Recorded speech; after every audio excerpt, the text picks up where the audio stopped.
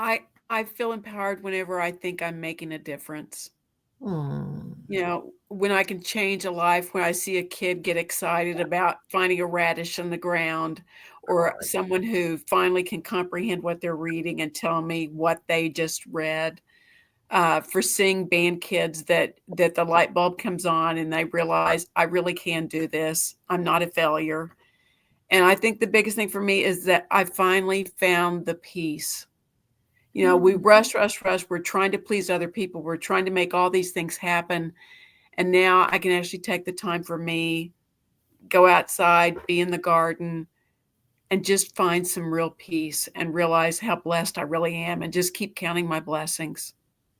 Like, give yourself a break, if that makes sense, and like have grace for yourself, because I think we're so hard on ourselves sometimes that we expect ourselves to be perfect in everything that we do, and it's okay not to be, and it's okay to put your best foot forward, and it's beautiful as it is. But when I first started painting, I have no technique. I just do it because I enjoy it, and I'd be like, oh.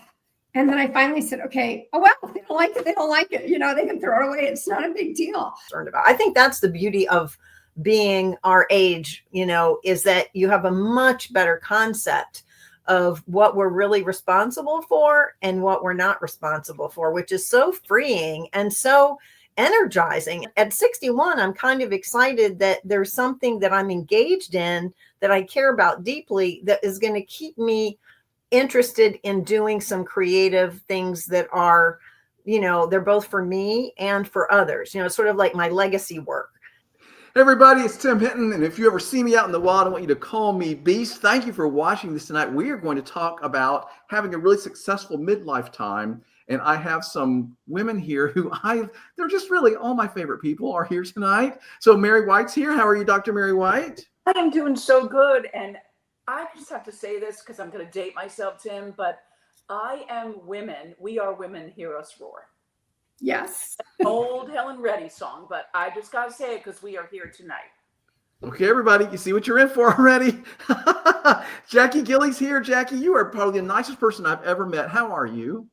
I'm fabulous. Thanks for inviting me. I really appreciate it. Oh, I'm so glad you're here. And Dr. Ginger Featherstone is here. Ginger, how are you? I'm excellent, and I'm so excited that I'm honored to be here with these amazing women, and of course you, Tim, as well.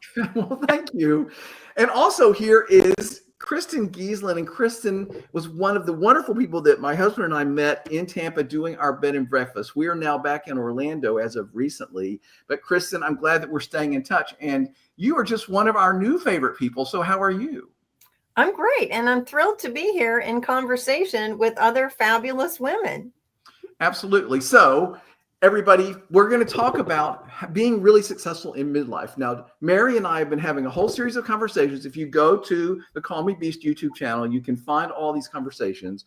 But we talked about the midlife time, right? And how it should be, will be the greatest time of your life. You take all the experiences and knowledge and everything that you've done and learned throughout your whole career and your whole life, and then you get to put it into practice in surprising and new ways when you hit the midlife time. And midlife can be anything from in your 30s all the way to your 70s and beyond. It's this whole third act of your life. So Mary, you and I had a lot of really fun conversations about that. Yeah, and some of the things that I really took away was I love some of the things we talked about and some of the things the author used about,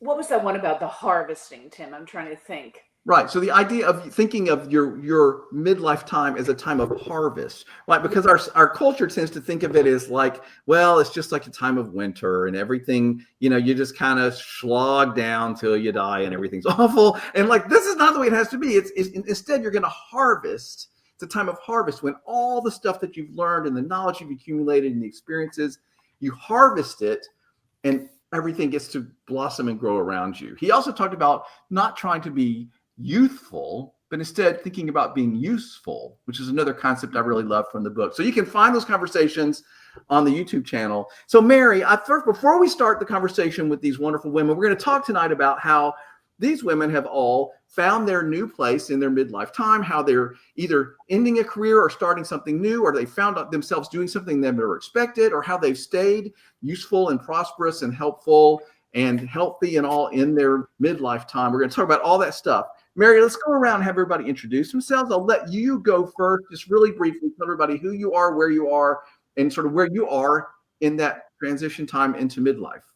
Sure. My name is Mary White, and I live in Florida. I live in the southeast coast of Florida, Stewart/Port St. Lucie area. Actually, I just moved to Port St. Lucie. That's why there's nothing behind me.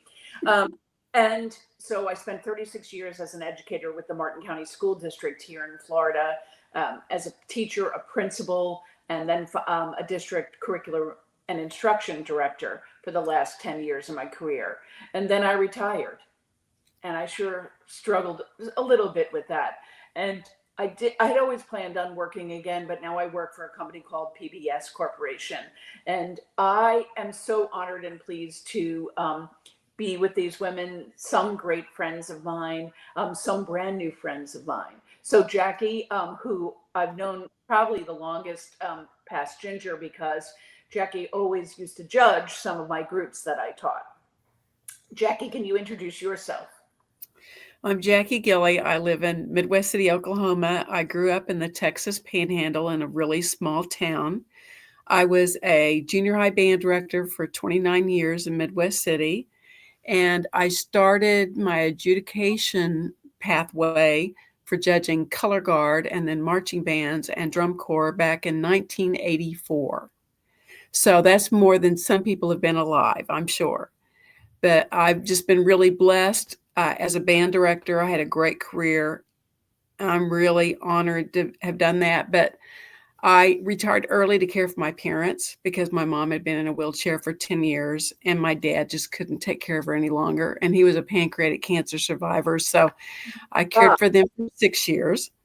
He survived for 16 and a half years thanks to MD Anderson. They truly do miracles there. He was their oldest and longest living survivor. So that's just incredible.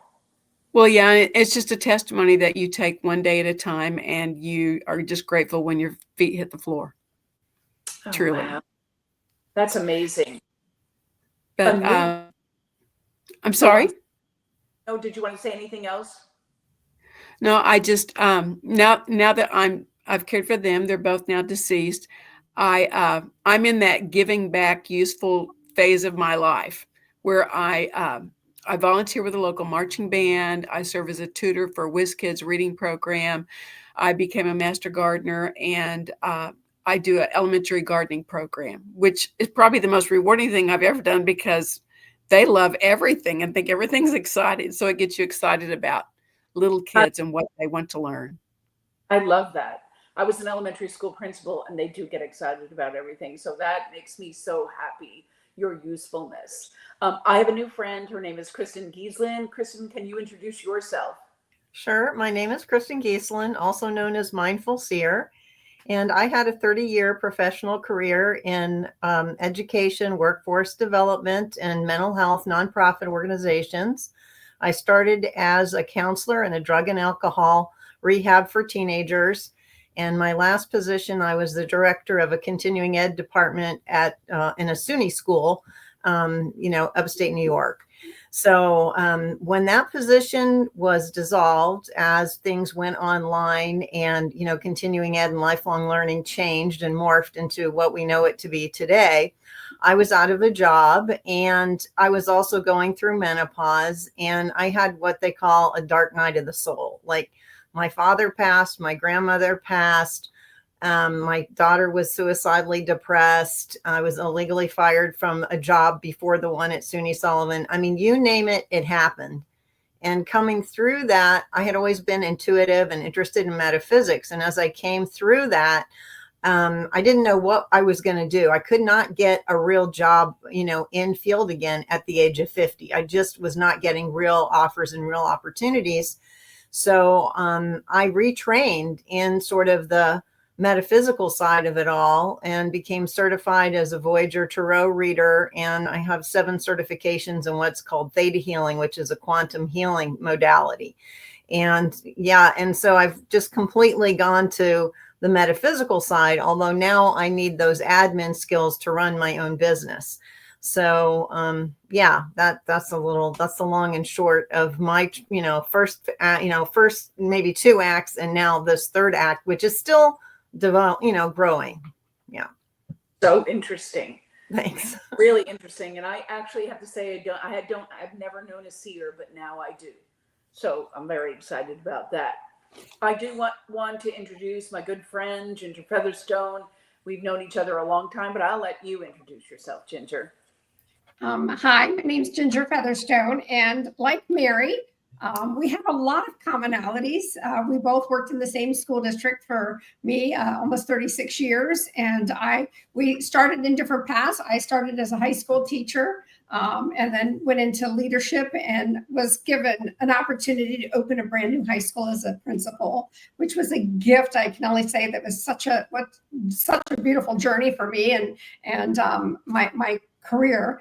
And then I finished my career at the school district office, where I was deputy superintendent, and really had a very, very, very, very busy career. And not only was I busy at work, I was a mom of twin boys who graduated from my high school while I was principal. So that had lots of little things that went with that. And when I first retired, I had a lot of life planned. So I had an amazing trip.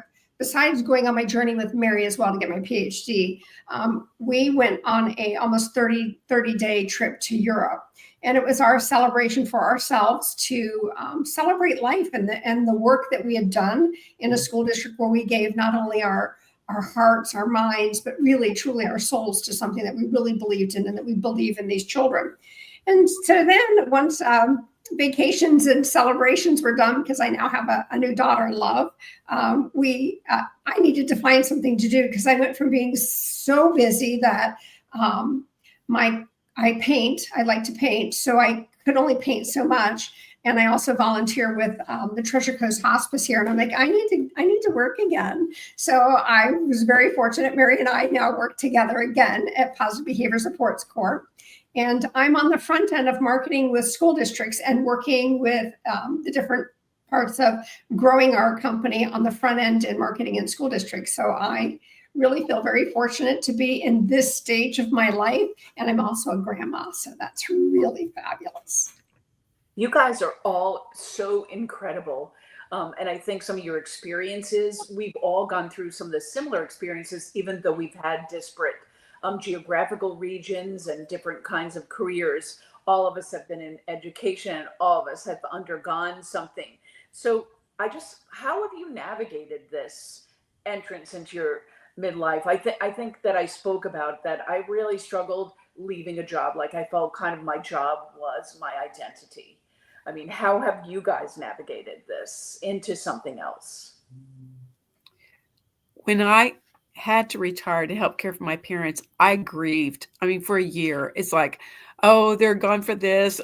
It was horrible. I hit a really big depression, but I owed it to my parents to do that.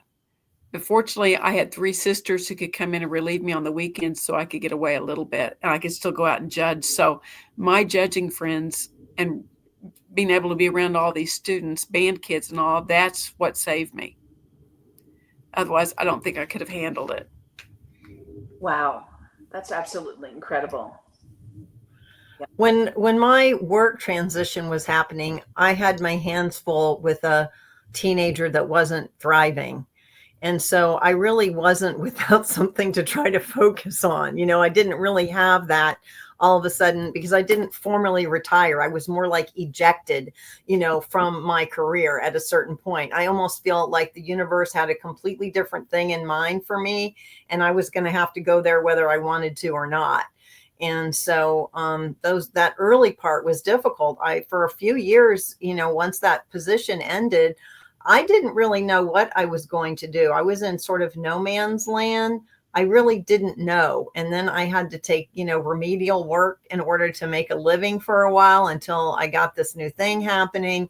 And I now call it, I was sort of put in what I call the I don't know phase. There was like 3 or 4 years of I really don't know exactly what is happening here or what I'm doing. But what I learned in retrospect is that to be a seer, to work as a medium, as a medical medium, as a psychic, you have to be totally cool with not knowing, because it's not about knowing. It's about sensing. And it's as if the universe just put me in a spot where you're just not going to know anything. Sorry, honey, for, 3 or 4 years, suck it up and deal with it. And that's what it was like. I was just like, I have no idea what's happening here. I'm just doing day to day, keep the bills paid, make sure the kid's all right. And, one foot in front of the other. I just would struggle because I always feel like I have to be in control of everything, I would definitely struggle. I don't know about you. Oh yeah, it was hell. It was a hellscape. Both of my parents have PhDs in control, and so I loved. Yeah, I always got a lot of reward for knowing. Okay, because I'm a bright girl and I had education and I was clever, and so yeah, I got all this reward for knowing, and I was totally put into a spot of I don't know for quite a long time. Yeah, I think that sense of I don't know, or that kind of giant big canyon full of I don't know would fill most people with a sense of dread. Would fill me with a sense of dread. Me too. Yeah, I know it would you too, Ginger, but maybe not. It's interesting. So I remember when this was several years before retirement happened. So in education, we did drop, which is a deferred retirement option plan. And so like when it's done, you have to go. There isn't an option. And so I think that finality for me, I didn't like, because I was still young enough to continue working. But the financial side of it was that I'm not giving that up, where I feel like that was kind of a disadvantage in the public education system. However, I think for me, I planned where I was going, if that makes sense. And I was really fortunate. I happened to do a lot of work with the Florida Department of Education doing consulting work. So I also taught at the university level. So I had those options still available to me when I did retire. So it allowed me to kind of forethought what it was I wanted to do. I knew when I first retired, I did not want to go jump in full time.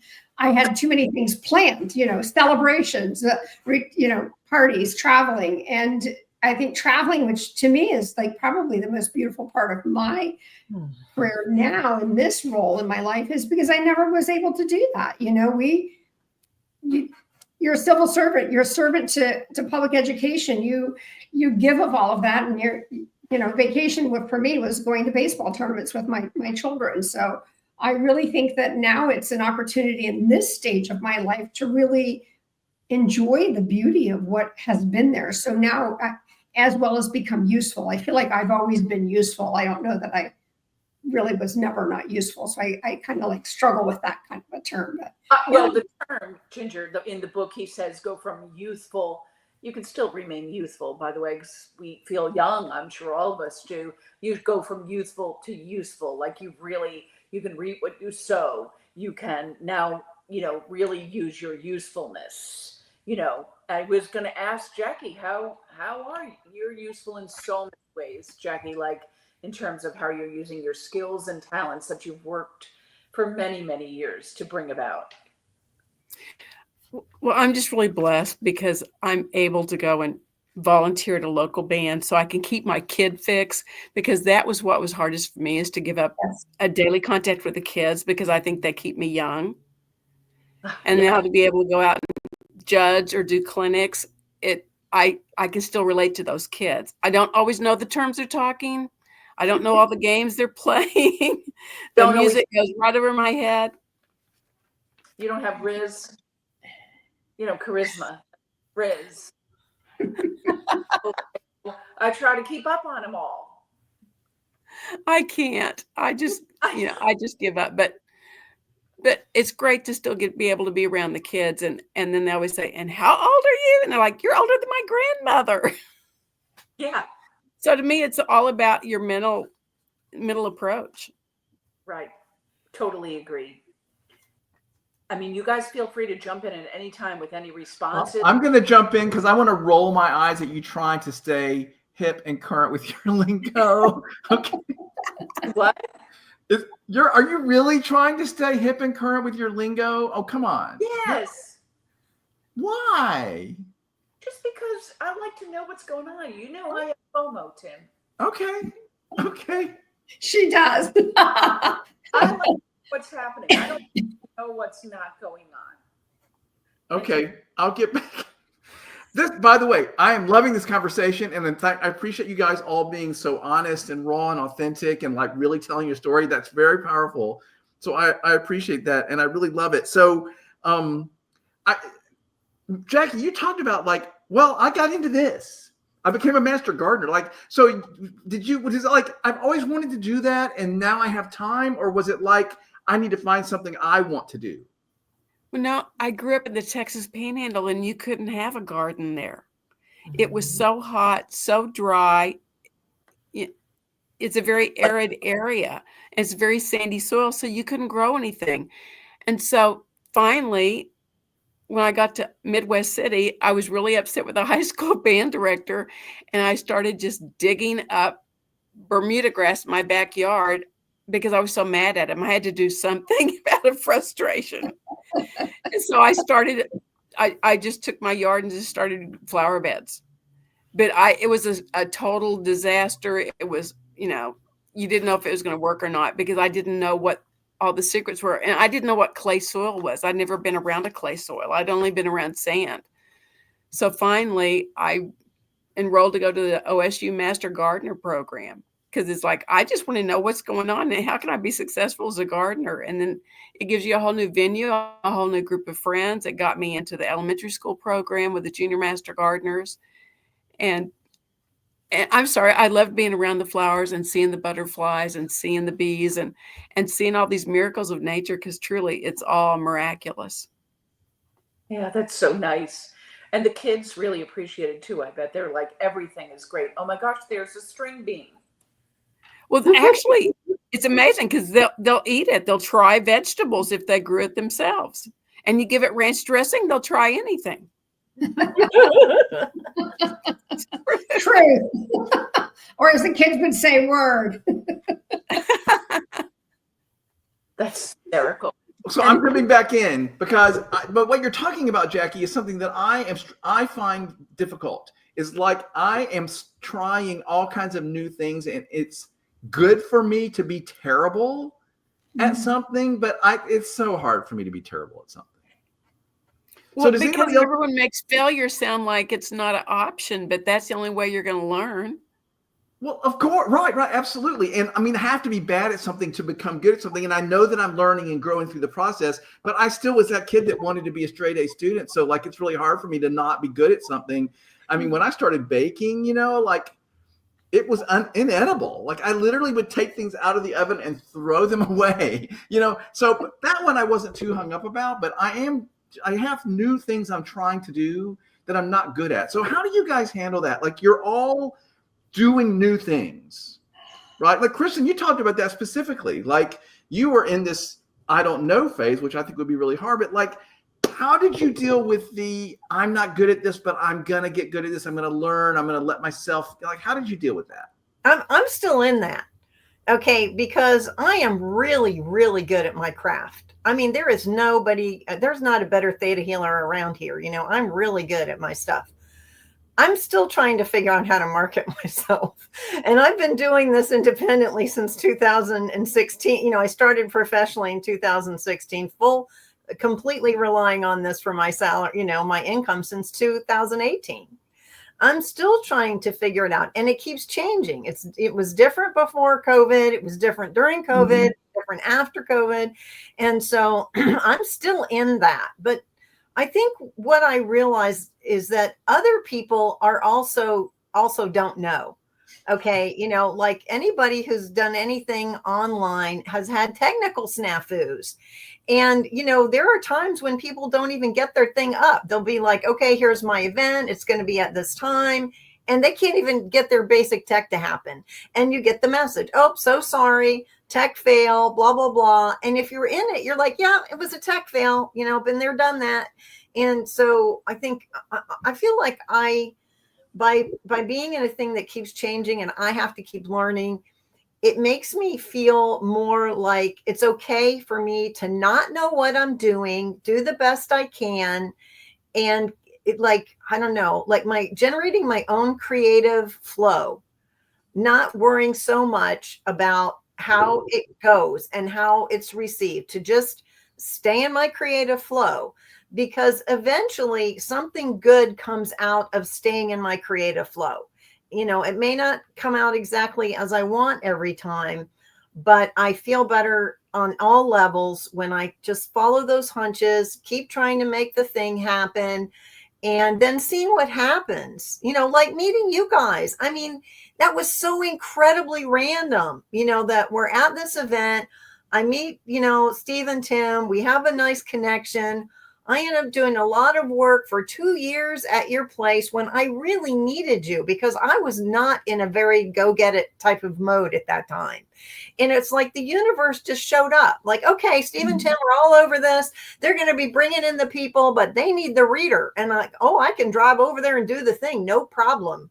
So, it was like, I think I trust better now, having been for so long, not knowing that if I keep doing the part I do understand or know, other things will just fall into place.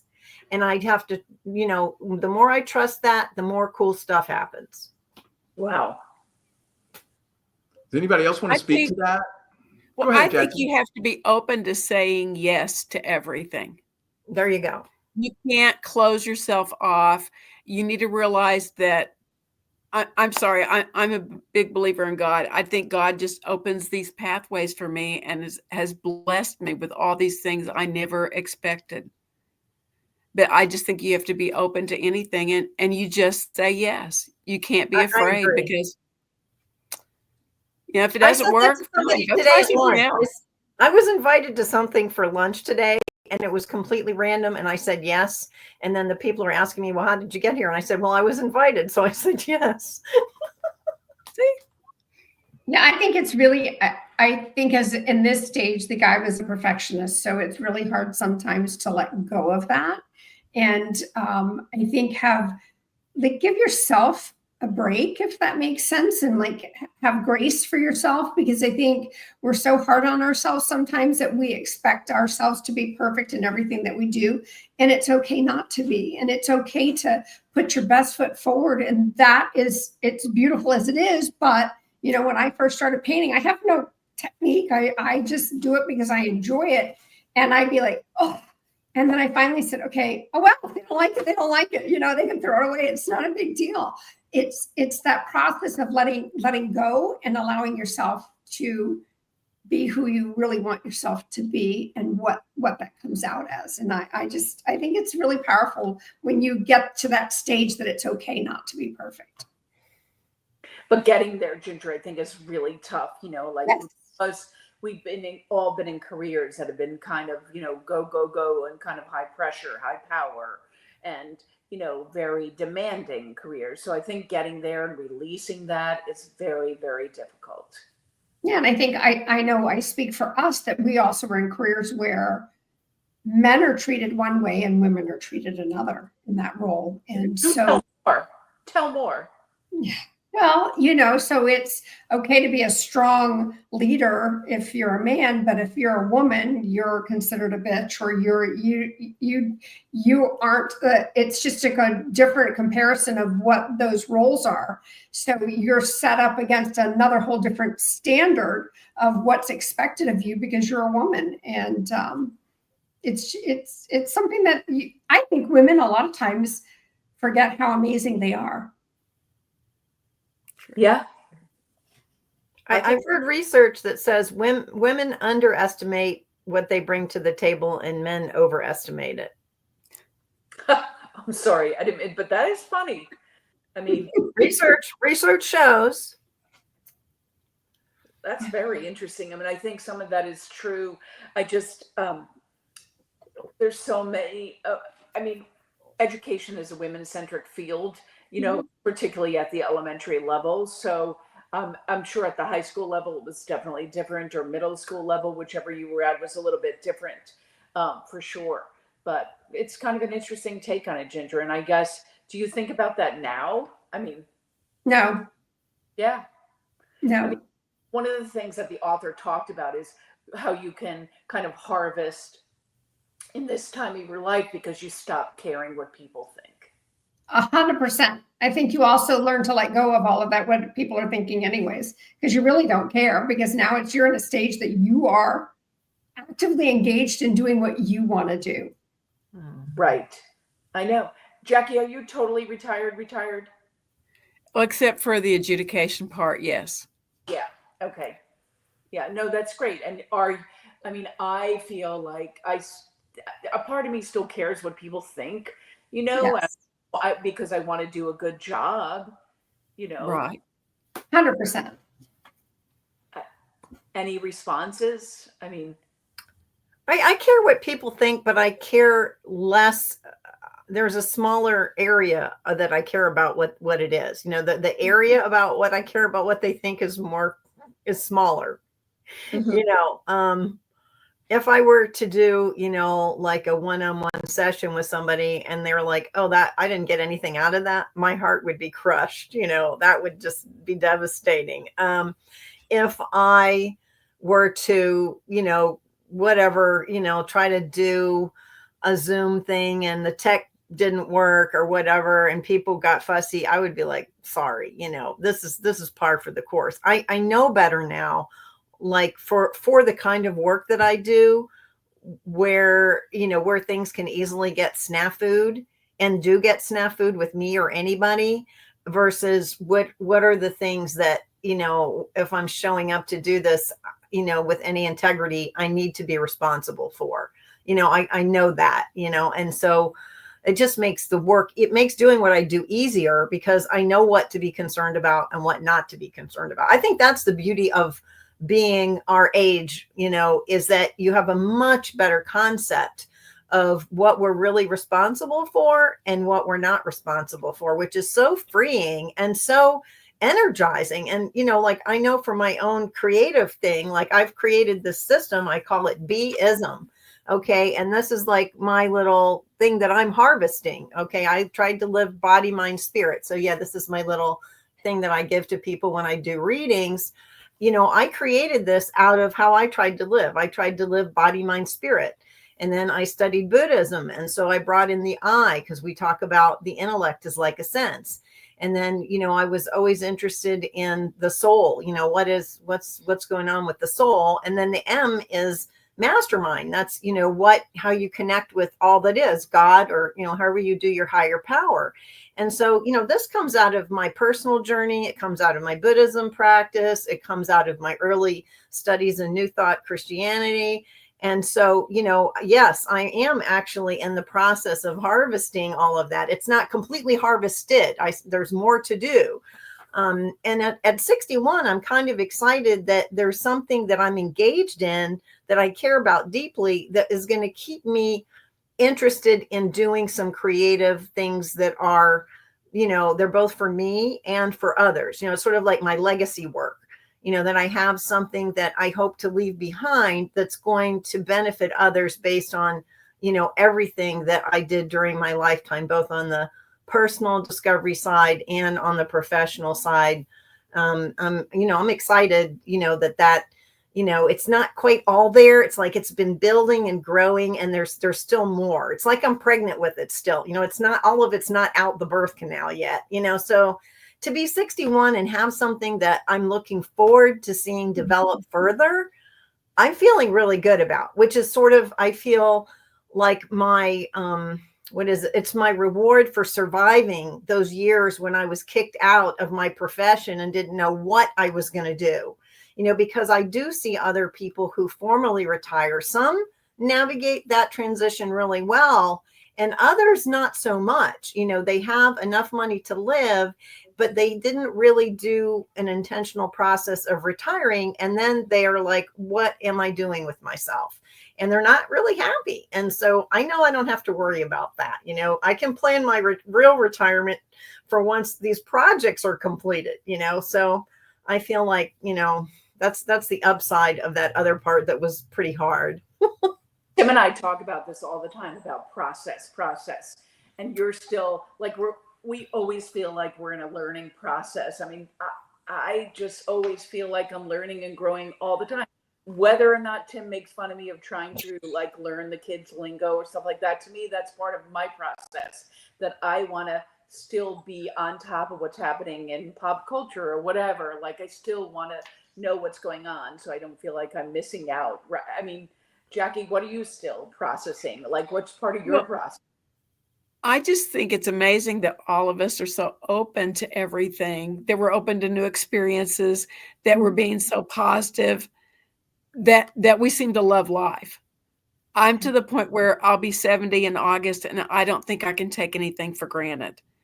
I need to be grateful for every day I've got. I still want to make an impact and help people change lives, like with my reading program, because you take little kids that read at least 2 grade levels below where they should be, and they just never had a break. I mean, I think being open to all of that, like, I didn't realize there were kids that didn't have a book in their home, which is heartbreaking, but yet it totally changed my outlook on all of this. And I think that's one thing that all 4 of us have in common is we're open to new experiences, our outlook is positive, and we all want to make a difference. Yeah, I love that you help kids, because we had all kinds of people come into my school when I was a principal to help kids who were 2 or more grade levels behind in reading. So this is something that really, it pleases me, and it makes me love you even more, because that is just such a wonderful thing that you're sharing, for sure. I know, Ginger, you're very involved in a lot of different things in the community and things like that, and you contribute a lot. I think, and I kind of echo what both Kristin and Jackie said. I think it's where you find meaning in what you do. And I think for me, working with Treasure Coast Hospice, it's been about it. Sad to say that we have children who are in hospice care. And so I work with the Rose Ball Committee to raise funds for the children in our community in the Treasure Coast area who are, in hospice care, and help their families. And I think that, as you said too, I love children. I'm also really relearning history. I think there's so much that I'm a math science girl, so I never really had great history teachers, shocking. But when you move every year on the year, you get what you get sometimes when you go to school. And I really missed out on history. So I'm really enjoying audiobooks and growing my mind and a historical perspective. And I do hope to continue to volunteer a little bit more in my community. But that would mean I have to be ready to not work a full-time job, possibly. But I do think, I don't know, Jackie, I agree, that power of when I worked with some students in a Title I school that we had, and then working with Mary School, and there's so much to give for children, and they are the greatest gift. And if we could continue to really realize that giving them what they need educationally before they get to 3rd grade, it empowers their ability. Education is power. Knowledge is power. And that's what a gift that you're giving by doing your reading program and by working with those children. So hats off. I know how important that is. And I too, like Mary, it's in my heart. Well, thank you. But what are you 2 ladies doing together in your new company? We share an office. Yeah, we can't get away from each other. But what is this new company? So it's a company called Positive Behavior Supports Corporation. They provide applied behavior analysis to students with autism, typically, or kids on the spectrum, or kids who are exceptional education students with some behavioral issues. We do not work with children, though, but they have, across the nation and Canada, they have over 200 school contracts.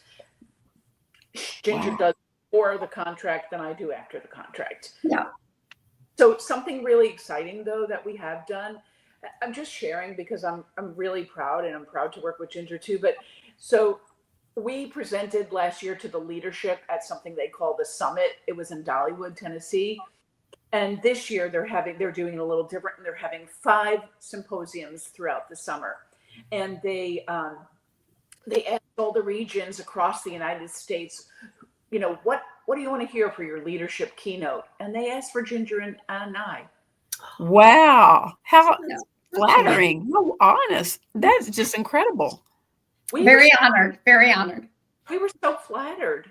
And they could have anybody, I don't know if they were willing.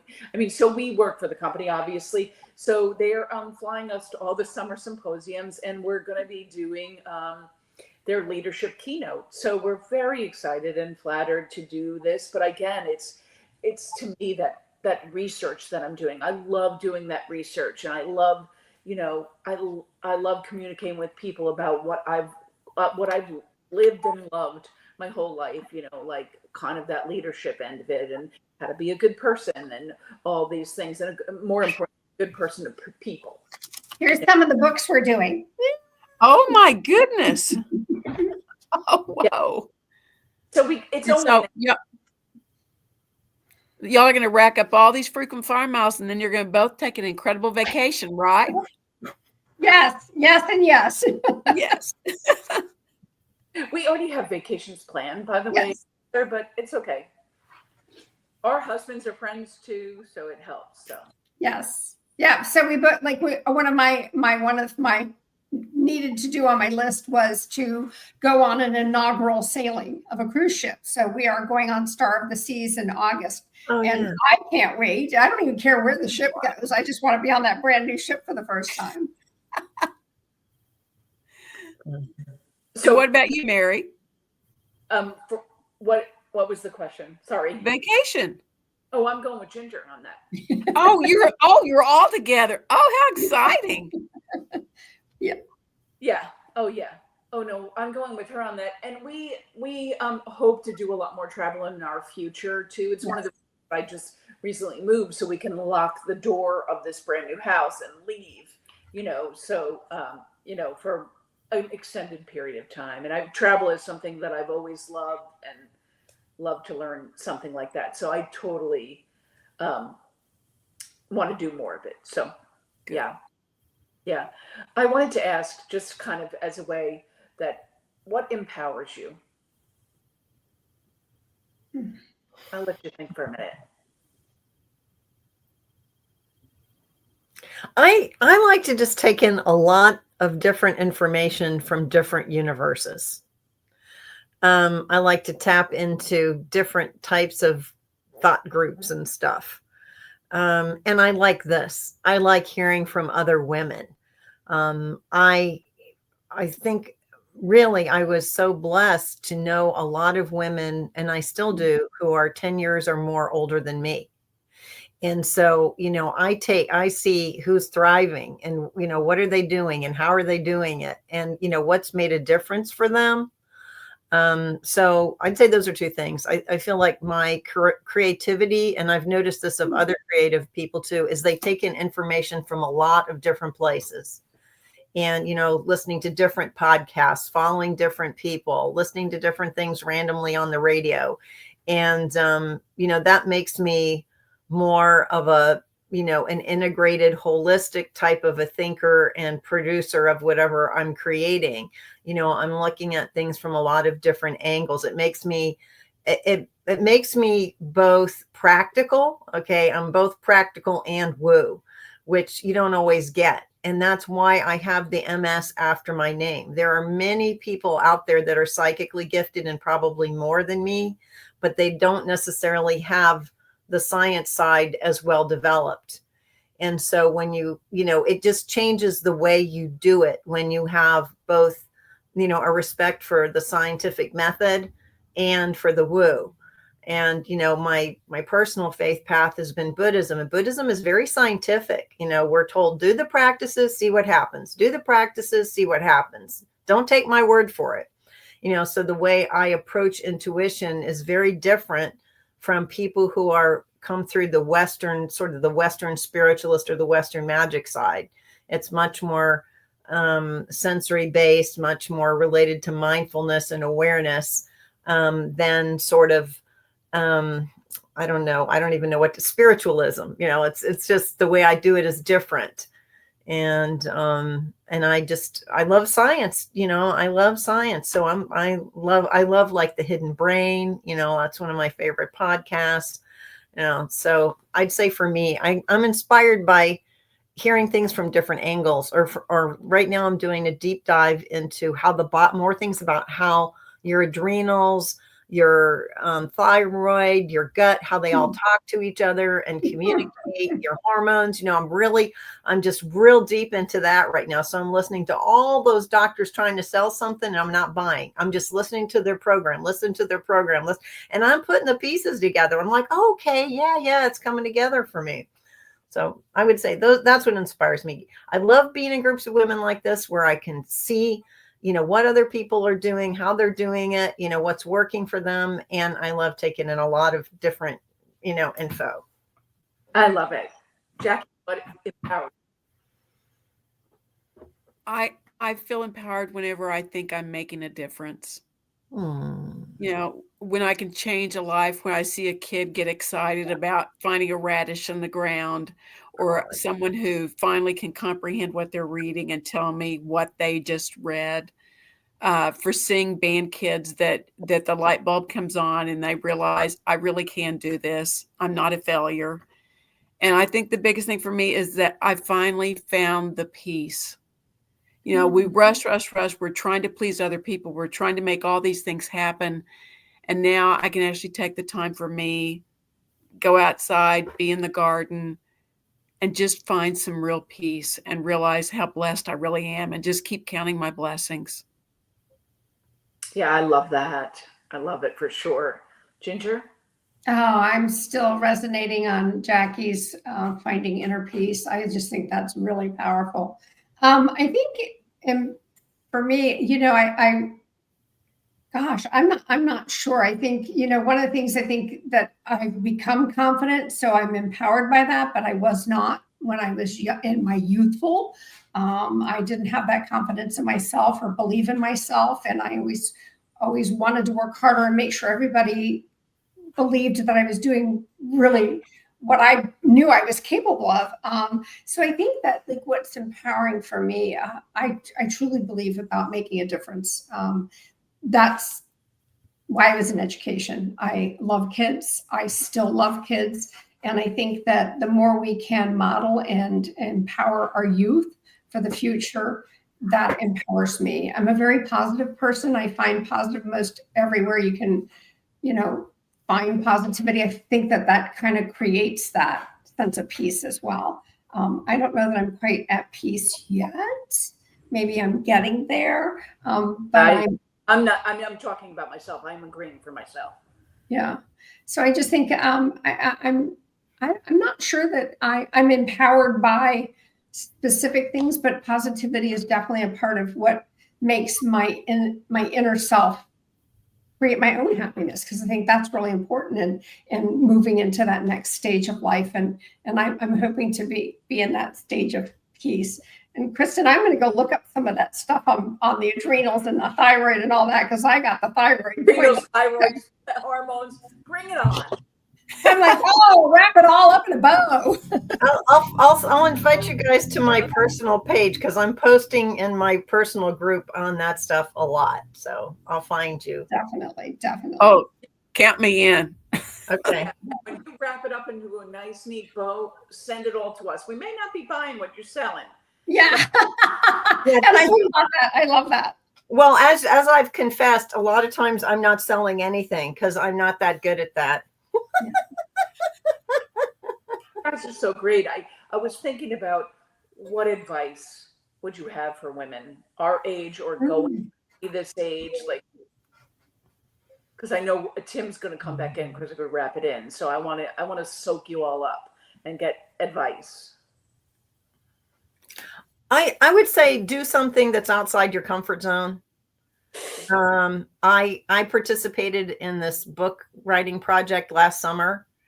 It was gifted to me. The opportunity was gifted to me by a friend way outside my comfort zone. It was the timing of this was I said yes because I needed to do something to sort of get myself out of a doldrum. My dog was also, in the last days of his life, and we had 2 hurricanes last summer. So I was doing all my regular work to, generate activity, which these days in our economy isn't always easy. I'm, single head of household on, solopreneur. I was dealing with hurricanes, writing this chapter and nursing my dog. But I tell you, it whet my appetite. Okay. Now I have so many more. I mean, I knew I wanted to write more. I've always known that, but now I have at least a snapshot. I don't know everything about writing, but I have a snapshot. I have a little crystal nugget of, okay, I have some clue how you do it now. And so the door is open. So that door has opened for me. And now all I have to do is just get myself to, go back over there. It's wonderful. So I say, do something that you kind of always wanted to do, but you haven't got yourself together enough or focused enough or believed in yourself enough to do it. Get out of your comfort zone. Wow. Jackie, how about you? What advice do you have? Be open to saying yes to anything, but learn how to say no. Put yourself first, and don't be afraid to put yourself first. Isn't that the hardest thing? Did you ever say no during your career? Hardly ever. No. Ginger? But I learned because I had cancer. And he said, you're stressed out. You've got to stop the stress. And that's when you learn what you need and what you don't need. But I had to learn to say no because I had to take care of me. And that taught me a lot of valuable lessons. And I still have to catch myself on that. Just say no. You don't really want to do this. Tell them no. Just say, I can't do it right now. Sorry, I can't help you right now, but I can do this. Because we all want to be Wonder Woman. Yeah, that's amazing power right there. Amazing. I try to remember it. I try. Ginger, do you have any advice? I think for, as you transition and as you navigate that change, whatever it might be, give yourself grace. Try things you never thought you would try. And I always believe to me, travel whenever you can, if that's something you want to do. But I also, today's a gift. Tomorrow's not promised. And I think we've all had life happen and can't undo, but we certainly can move forward and enjoy the best of what today has to offer. And so for me, that's where I live my life, is knowing that today is my gift. Perfect. And that is so great to remember. You're right. I mean, we're not promised tomorrow. So thinking about that and thinking about what blessings we do have. I love what you said, Jackie. I mean, really, what incredible experiences I've had in my life. I've been bestowed so many different and incredible experiences and work and people I've met. And I'm so inspired by all the people that I know and I've met and listen to on podcasts or read in books or on the radio. I mean, really, I've had so many great things happen to me. And I certainly manifest that, to happen. So I don't know if Tim is going to end us pretty soon, I bet, but I could talk to you for hours and hours and hours. No, I've loved this. You guys, this has been exactly what I hoped it would be, which is you get a lot of really smart, accomplished, wonderful, kind women together, and they start to talk about their lives and what they're doing that's out there helping the world and helping themselves and helping each other. And you're all very inspiring. So thank you for your honesty and your sharing, and for being able and being willing to be sort of raw and authentic and real. And that's what I hope these conversations can really be. So I've absolutely loved this. So thank you so much. Mary, anything else you want to say before we go? No, it's just been such a great pleasure, again, to talk to these women who have been through, as Ginger says, life happens. And they've come through with flying colors, and they've grown and learned throughout that process, and have been a blessing to others as well. So it's great. Well, Jackie and Kristin and Ginger and Mary, you were absolutely wonderful. Thank you for sharing this time with us tonight and for being a part of the conversation. Thank you for the honor. Thank you for having us. It was great. Thanks everybody for watching. And If you thought this was a really helpful conversation, share it with somebody else. It's always up on the YouTube channel. Thanks, everybody. Really appreciate it. Peace.